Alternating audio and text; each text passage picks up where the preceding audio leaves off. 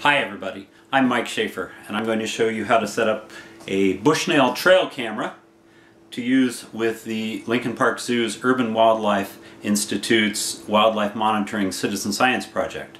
In this project we've got a number of volunteers who've agreed to put these trail cameras in their backyards to capture images of wildlife. We're specifically interested right now in mammals and see what those animals are doing. When they're appearing in our backyards, how often, and what the distribution is of those those animals in the Chicagoland area. We've got volunteers from all across the area, from right down inside the city to clear out in the suburbs, who've agreed to participate in this project.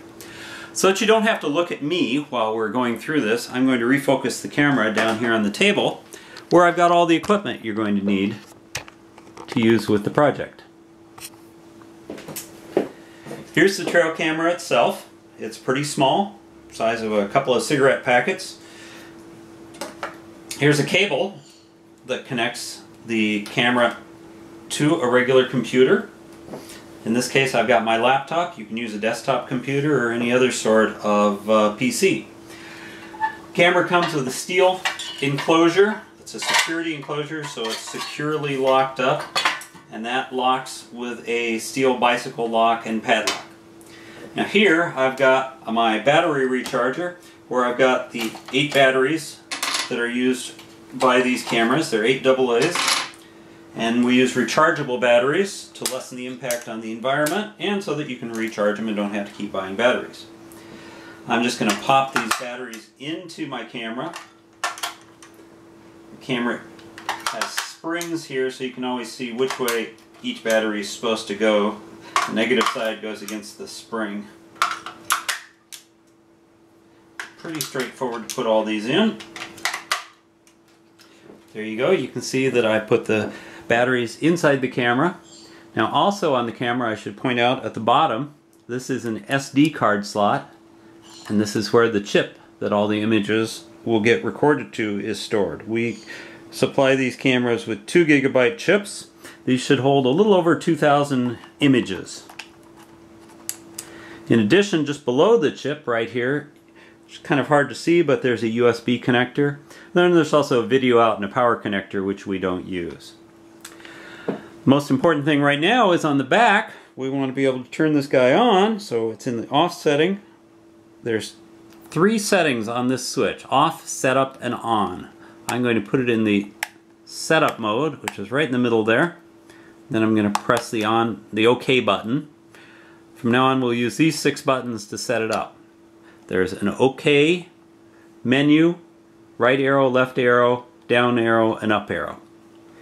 If you can see this, this should pop into view here. It's currently got the camera setting, 5 megapixel images. It's recording to the chip. The batteries are charged, and it's got the wrong date and 4 images out of a total of 2,075 it can store. So the first thing I want to do is click on menu, and I'm going to go set the date on this. I'm going to click back a couple of settings here. There we go. Clock set. Whenever you want to choose something or choose a setting on this, you have to press the OK button, this one right over here. Okay, we've got that set up. We're in date set mode. Right now it's set to 00. This uses a 24-hour clock. The current time is about 3:30, so I'm going to click this to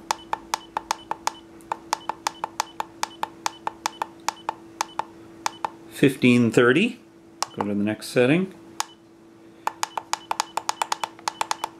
Takes a bunch of clicks to get it up to 30, unfortunately.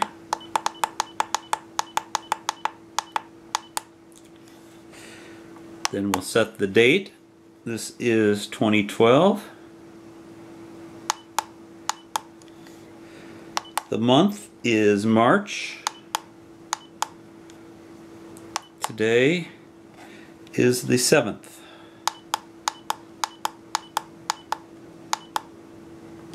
Now, like I said, I have to press OK to get this to stick. I'm back in setup mode.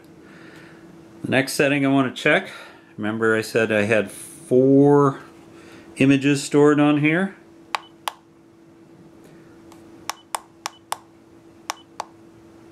Let's see, our settings are camera mode, which is what we want. We don't want video mode. Image size of 5 megapixel. Capture number 1 photo at a time. Video is 640 by 480. Video length is 30 seconds. The video settings don't matter because we're taking still photos.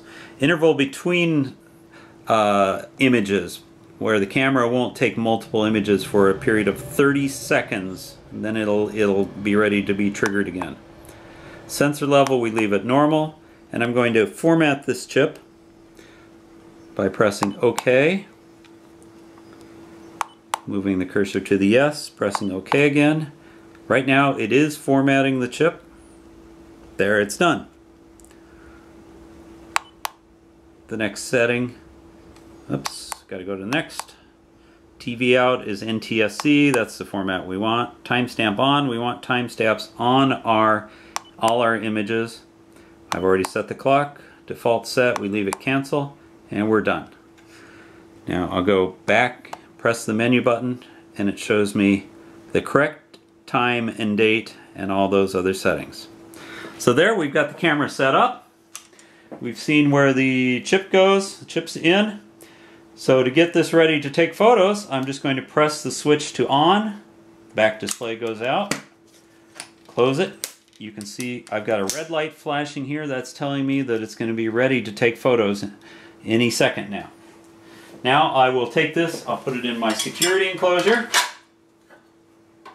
I'll pop that shut. I'm going to move this into my backyard. Secure it with the clips on the back. Use the padlock to doubly secure it so it doesn't walk away. And I'm ready to take some photos of urban wildlife. So thank you for listening to this first video. The next videos I'm going to make will detail how to then bring the camera back into your house, hook it up to your computer, upload images to your computer, and then upload any selected images that actually show urban wildlife up to the Project NOAA website. Once you get some photos on Project NOAA, once you have some questions perhaps, or want to share some information, we're going to use Facebook to share information with each other. Those will be our next few videos that I'll create. So thank you for listening to me, and have fun with this project.